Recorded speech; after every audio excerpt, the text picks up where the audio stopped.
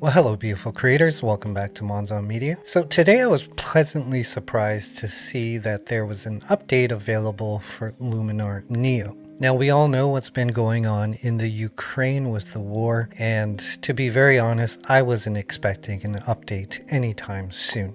With that being said, it speaks volumes of Skylum, and that's one of the main reasons why I love using Skylum products. Not only do they listen to their users, but they communicate regularly with the affiliates and the people they work with. And even amidst trying times, they're figuring out a way to still bring us updates. Now, for those of you that don't know, a big portion of their development team is located in the Ukraine, and they're still able to work on the software that we love. And I have the utmost respect for the team at Skylum. And again, I just want you all to know from the Ukraine and our Skylum team that we're thinking of you, and you'll be in our thoughts.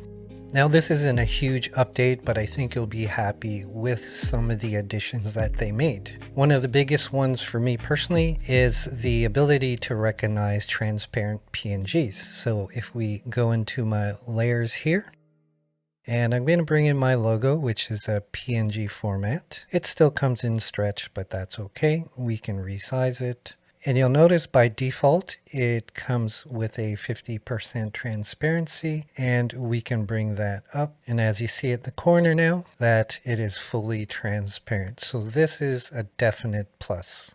So another thing they added was the ability to copy and paste your adjustments. For example, I'm just going to touch up this image a little bit.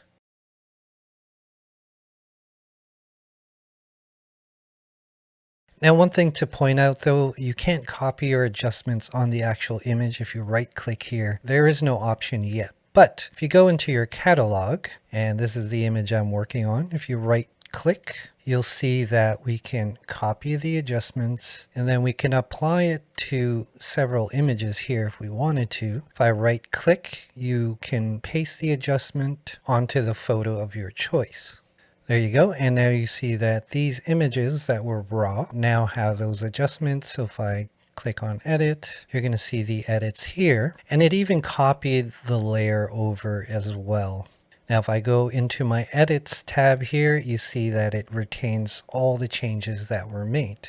So definitely a welcome addition to this update. Next, we're going to look at the 3D transform tool, and that's found in the develop tool. If we scroll down a little bit down towards the bottom here, you're going to see transform, and this is where you can make adjustments to your photo, especially if you're using like a wide lens that has some distortion. This is where you can fix that. So as you see, if I play around with the horizontal, it's going to affect the image accordingly. Vertical as well.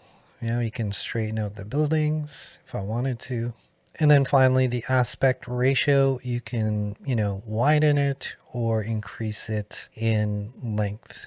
They've also claimed that the frames per second when sliding sliders and seeing the preview has been increased. So as you see here, when I'm bringing the exposure up and down, it's basically real time.